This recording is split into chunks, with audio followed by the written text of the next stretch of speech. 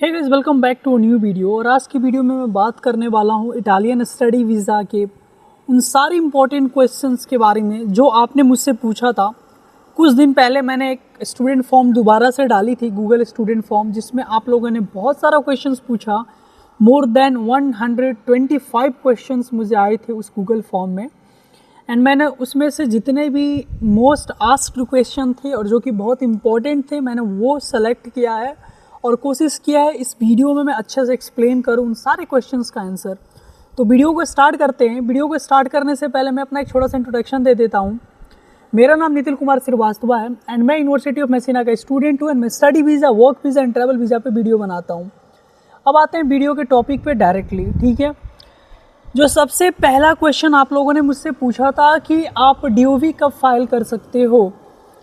Look, आप DOV अपना file कर सकती हो जैसे आपकी डॉक्यूमेंट का अटेस्टेशन, अपोस्टाइल और ट्रांसलेशन कंप्लीट हो जाता है और आपके पास आपकी प्री इनरोलमेंट समरी आ जाती है। बिना इन चीज़ों के आप DOV फाइल कर ही नहीं सकते हो। DOV फाइल करने की अगर प्रक्रिया बताऊं तो कोलकाता और मुंबई और बेंगलोर कॉन्सुलेट में आप सेम डे कर सकते हो। बट अगर मैं बात करूं आपको दिल्ली कॉन्सुलेट की, दिल्ली एम्बेसी की, तो आपको पहले वहां पे DOV फाइल करना है और DOV आने के बाद आप वीज़ा फाइल कर सकते हो, ठीक है।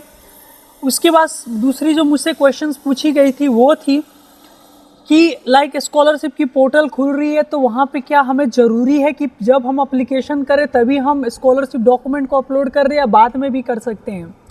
सो लाइक अगर आप स्कॉलरशिप की पोर्टल पे अप्लीकेशन कर रहे हो अपना, तो सिंपल सा आप रजिस्ट्रेशन एप्लीकेशन प्रोसेस डन कर लो और जो डॉक्यूमेंट अपलोड करने का, स्पेशली जो आपके स्कॉलरशिप डॉक्यूमेंट जो आप बनवाओगे, आपकी family income certificate, no property certificate, उसको आप लीव कर सकते हो और आफ्टर सम डेज आप अपलोड कर सकते हो और even after arrival in Italy आप अपलोड कर सकते हो। तो आपके पास ये पर्क है। उसके बाद जो मुझसे सबसे ज़्यादा आज क्वेश्चन थी कि हमारे पास अभी हमारी ओरिजिनल डिग्री सर्टिफिकेट नहीं आई है, हमारे पास प्रोविज़नल है, तो क्या हम प्रोविज़नल के बेसिस पे वीज़ा अप्लाई कर सकते हैं, क्या हमारी वीज़ा रिजेक्ट हो जाएगी।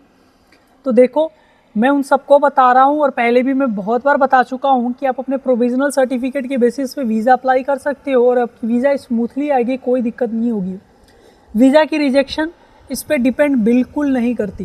तो आप बेहिचक जाके आप अप्लाई करो अपना ओरिजिनल डिग्री सर्टिफिकेट के बेसिस पे वीज़ा। उसके बाद मुझसे जो क्वेश्चंस आप लोगों ने पूछा था, बहुत सारे लोगों का क्वेरीज था कि हमने अभी अपनी BA फाइनल की है, बैचलर डिग्री फाइनल की है, हमारी परसेंटेज 60 आई है, 70 आई है, क्या हमारी एडमिशन हो जाएगी सिनटेक में। लुक, अभी कई सारी यूनिवर्सिटीज़ हैं जहाँ पे ओपन है कुछ कोर्सेज़ के लिए, तो आप चेक कर सकते हो और अप्लाई कर सकते हो। अगर आपकी प्रोविजनल सर्टिफिकेट आपके पास है, बेहिचक आप अप्लाई करो, कोई दिक्कत नहीं है। अभी भी आपके पास ऑलमोस्ट महीने भर का टाइम है सितंबर इनटेक के लिए। उसके बाद सारी यूनिवर्सिटीज़ ऑलमोस्ट बंद हो जाएंगी जो खुली हुई है। So you can apply for the September intake, still you have time. अब मुझे और सारे क्वेश्चंस आए थे कि हमारी जो क्लास 12th में 58% है, बैचलर में 58, 59, 55 है, क्या हम इटली में एजुकेशन के लिए आ सकते हैं। मैं आपको टू बी वेरी ऑनेस्ट बताऊँ ना, इस परसेंटेज पे एडमिशन मिलना इटली में बहुत मुश्किल है। It's very hard to get admission in Italy literally if you are coming with in this percentage. So try to grab more than 60% at least if you wanna come to Italy for your higher education. Okay, I have told a lot of times. Okay, and another question was that like if you are applying for visa, so what is the chances of getting visa, और ये सबसे ज़्यादा था।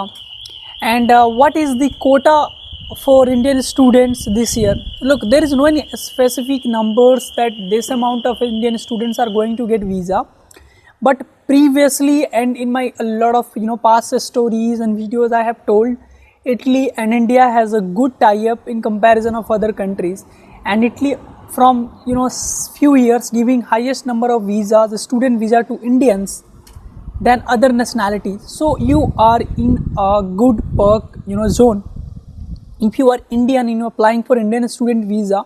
So don't worry, if you are applying for Italian student visa, don't worry, you are going to get visa, you are going to get perk in comparison of other nationalities. And this year very soon Italy and India gonna announce through their bilateral agreements somewhere around 35k student visa for Indians till 2030. When it will be official, I will tell you guys through my videos and my through Instagram stories. So keep following me. उसके बाद मुझसे जो questions आप लोगों ने पूछा था, आपने पूछा था कि लाइक मेरे फादर फार्मर हैं, like my father is farmer, so how I will show my financial proof. और ये बहुत ज़्यादा लोगों ने पूछा था। सो लुक, अगर आप किसी कृषि बैकग्राउंड से बिलोंग करते हो, your father is farmer, you belong from agricultural background, you don't pay ITR, you don't have salary slips, so simple thing is that you have to make affidavit from the area court, I mean the district court or regional court of an area. You have to go there and make a affidavit. In that affidavit it should be mentioned that your father is a farmer and whatever he is earning from farmlands and from his agricultural work, and whatever the money he is going to show for your particular Italian study visa, those all money comes from this particular source of income, and this particular source of income is valid as he or she is an farmer. So you can tell like that, okay? ऐसे आपको बनाना होगा। उसके बाद मुझसे पूछा गया था कि लाइक अब हमारे डॉक्यूमेंट ट्रांसलेशंस हो गए हैं, ठीक है, एंड इटालियन में, और हमने वीज़ा फाइल कर दी। सपोज़ अगर हमारी कोई मिस्टेक्स हो जाती है कोई भी डॉक्यूमेंटेशन में, जैसे कि ट्रांसलेशन एट अपोस्टाइल में या फिर अटेस्टेशन में, तो क्या हमारी वीज़ा रिजेक्ट हो जाएगी? Look, your visa is not going to be rejected because of these things. They will ask you additional documents. They will tell you send us your document by doing again attestation and apostille, or in rare case they can give you pre-refusal but not rejection, okay? Because I have seen from so many years, mostly from 2 or 3 years, I have seen that they are doing like this. If they will find that your attested apostille documents are not fully legal, there is some error, those documents are not correct, then they will ask you to make it recorrect and send them. So don't worry, your visa will not be rejected, okay? And मैं video में आगे जाऊँ, मैं यहाँ पे थोड़ा सा एक चीज़ बताना चाहूँगा आप लोगों को।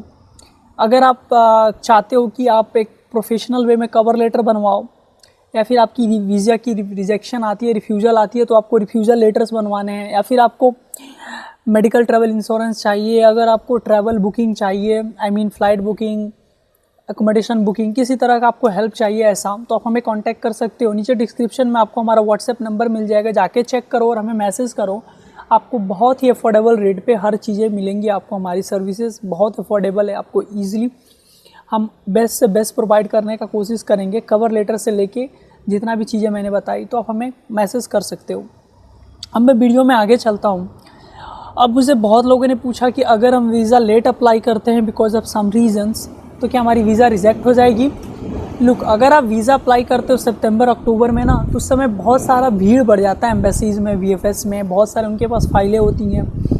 To be very honest, rejection देते हैं, बट अगर आपकी प्रोफाइल सही है तो आपकी वीज़ा एक्सेप्टेंस आ जाती है। सपोज़ आपकी पहले बार में उन्होंने प्री रिफ्यूज़ल दे दिया, आप जस्टिफिकेशन लेटर बना के दोगे, आपकी आ जाती है, कोई इशू नहीं है। आप अपनी इटालियन वीज़ा को 3 बार फाइल कर सकते हो। सपोज आप पहली बार रिजेक्शन आ जाती है तो आपको 2 एक्स्ट्रा चांस मिलती है सेम ईयर में, तो कोई टेंशन लेने की बात नहीं है। उसके बाद मुझसे जो क्वेश्चंस पूछा था आप लोगों ने कि क्या NBFC से एजुकेशन लोन लेते हैं तो ईजिली मिल जाता है और क्या सही होता है। मैंने जो प्रीवियस वीडियो बनाई थी एजुकेशन लोन पे, उसमें मैंने क्लियरली बताया था कि आप NBFC से लो। NBFC बहुत ही ईजी टू गेट सोर्स है लोन के लिए। थोड़ा सा उनका इंटरेस्ट रेट ज़्यादा होता है और उनकी जो सर्विस चार्ज होती है वो भी 1% of the total loan amount होती हैं। बाकी NBFC से लोन ईजिली मिल जाता है विथ कोलेटरल, विदाउट कोलेटरल। सबसे ज़्यादा क्वेश्चंस में से टॉप क्वेश्चन था, और ये वीडियो का लास्ट ही क्वेश्चन है ये, कि अगर हम इटली पढ़ने आते हैं तो आने के बाद हमें कितना दिनों में पार्ट टाइम जॉब मिल जाएगा। तो देखो यार, मैं आप लोग को बताता हूँ, यहाँ पे आने के बाद ये मत सोचना कि महीने भर के अंदर आपको पार्ट टाइम जॉब मिल जाएगा। बहुत लकी हुए आप तो आपको मिल जाएगा, एटलीस्ट 2 महीने तो लगेंगे। अगर आपको क्विक पार्ट टाइम जॉब करना है उसमें भी 1 मंथ लगेंगे, जो कि फूड डिलीवरी होता है। ID बनाओगे, ID महीने भर के अंदर आएगी, एंड देन आप फूड डिलीवरी कर सकते हो, ग्लोबो जो करते हैं most of the students. Other किसी तरह का जॉब आप करना चाहते हो उसके लिए आपको एटलीस्ट 2 महीना वेट करना पड़ेगा। तो आप इटली आते हो तो अपने जेब में कम से कम 2 लाख INR लेके आना। मैं आपको सबको बताता हूँ शुरू के 2-3 महीनों के लिए, जब तक आप कोई एक सोर्स ऑफ इनकम यहाँ पे नहीं पा लेते हो, चालू कर देते हो। तो इस बात को काफ़ी ध्यान में रखना आप। एंड आई होप आपको वीडियो अच्छा लगा हो। मैंने वीडियो में उन सारे टॉप के क्वेश्चंस लिया जो आप लोगों ने मुझसे पूछा था। एंड आपको किसी तरह की हेल्प चाहिए आप हमें मैसेज कर सकते हो, आपको मैंने ऑलरेडी बताया। And see you guys in next video and thank you for watching this video.